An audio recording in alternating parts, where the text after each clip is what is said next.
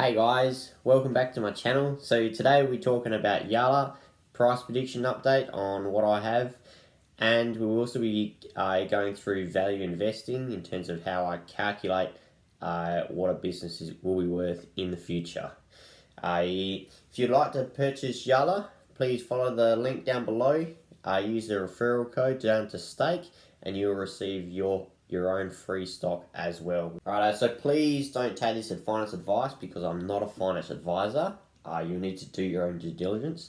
However, last year I did make an 82% return on my money that I invested.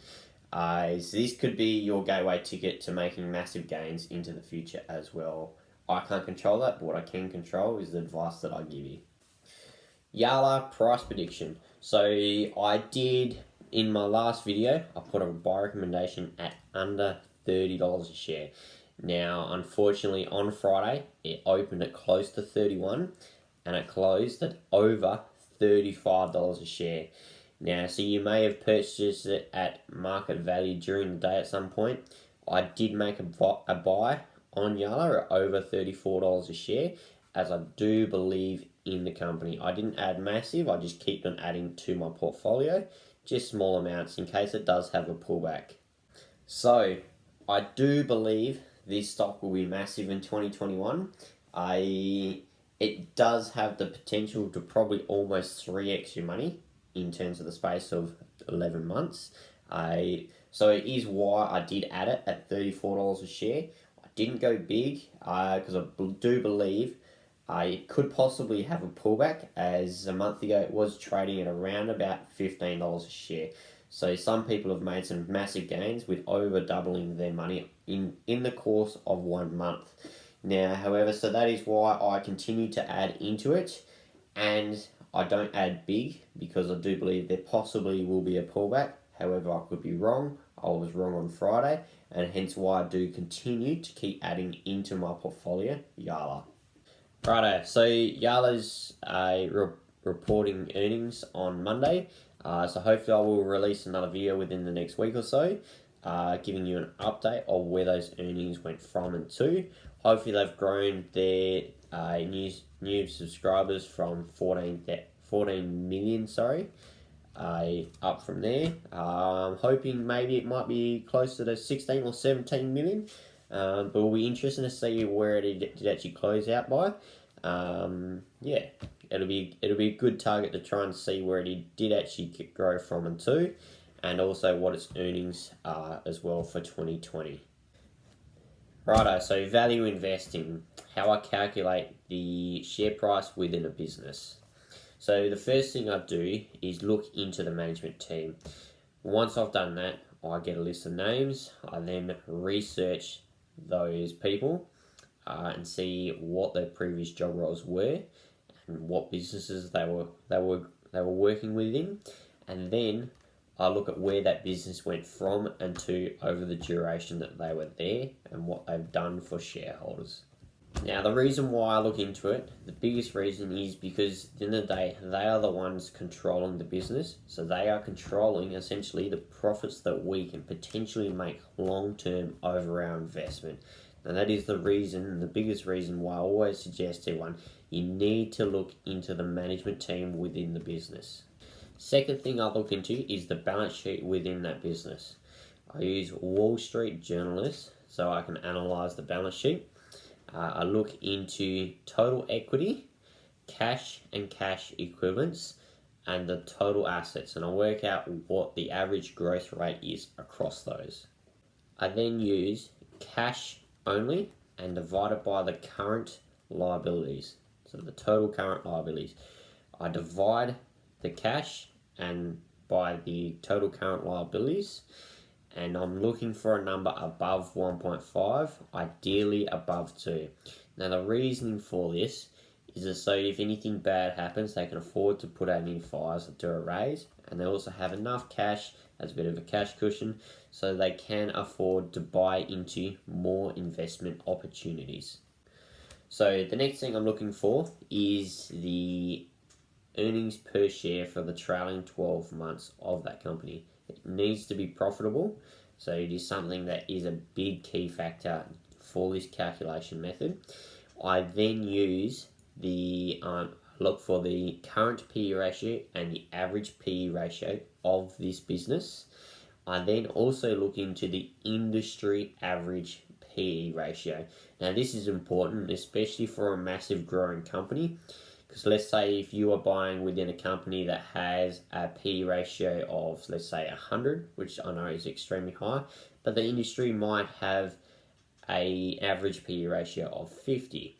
So it's going to be something you need to try and take into account to try and work out the future PE ratio of this company as well, long term down the track, because using a PE ratio of 100 for 10 years out into the future is certainly not feasible, especially when you think about it. The industry average has a PE ratio of 50, so they should come down into the future as well. The next step I am looking up is the future growth rate of this business and what other people also think of this business. So I look up on Yahoo Finance. I click on the company that I'm wanting to do my research on. I then click on Analysts, scroll all the way down to the bottom and look at their 5-year estimated growth rate for this business. I then also do the same on Simply Wall Street. Now the reason why I have 3 sources to try and get my calculations from, because I'm trying to be conservative. I'm trying to be safe, and I'm trying to get a calculated method to make sure I feel confident of the return that I am going to calculate for into the future. Rightio, so now you need to write all of this down as a checklist. So I'm doing so on YALA, just to try and give you guys a method and give you an example of what I'm looking for and how I'm doing it within the company. I have the calculations of YALA's earnings per share at 30 cents. I have an average PE ratio of 60, current PE ratio of 119, doubling the growth rate of 144 for another PE ratio source. I'm going to be using the lowest out of all of these calculation methods. Growth rate, Wall Street Journalists, a equity increase of 165%, cash and cash equivalents of 152%, and total assets of 157%. Yahoo Finance have a prediction of 72%. Wall Street Journalists have a prediction of their future earnings being 116%. Now it comes to adding it up. So we want to work out the worst case scenario, the lowest case scenario, and the average case scenario. So what do I mean by worst and lowest? Worst is what I think if it does not go to plan. And then we need to work out the lowest case scenario. So the lowest we can search within this business for the share price of future Bs. And then we're looking for the averages. So what we found as an average growth rate, an average PE ratio, and what the averages have been for this business. So we're using for the worst case scenario, we're using a growth rate of 40%.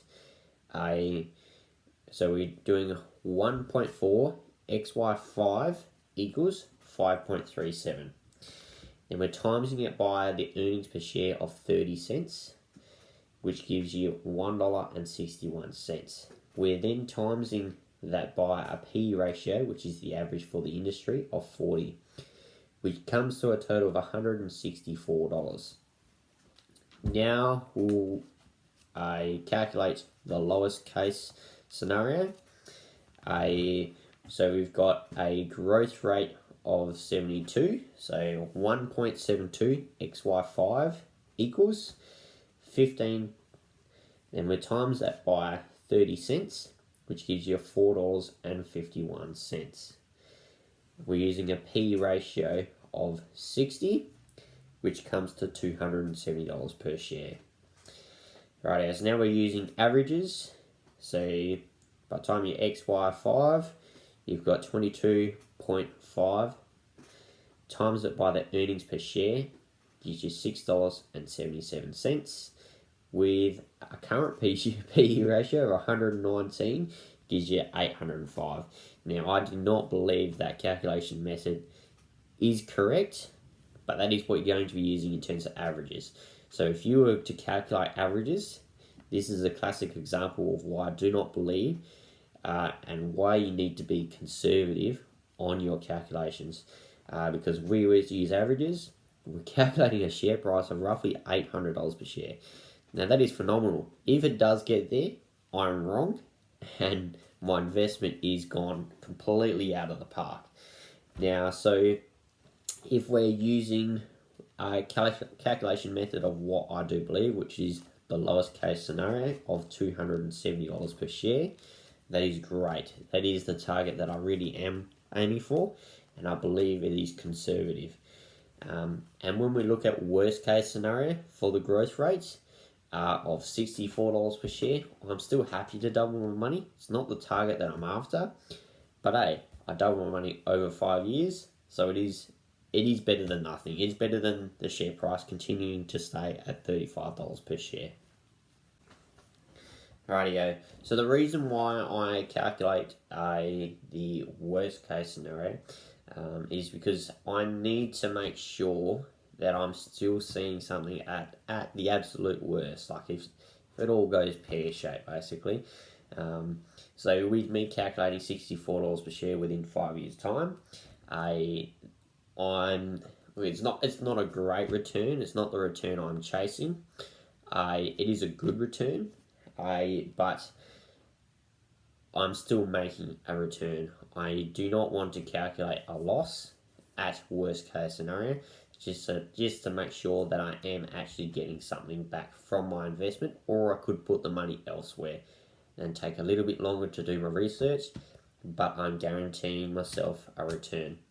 So looking at all these figures, I do believe that YALA does have the potential to reach $90 per share by the end of the year.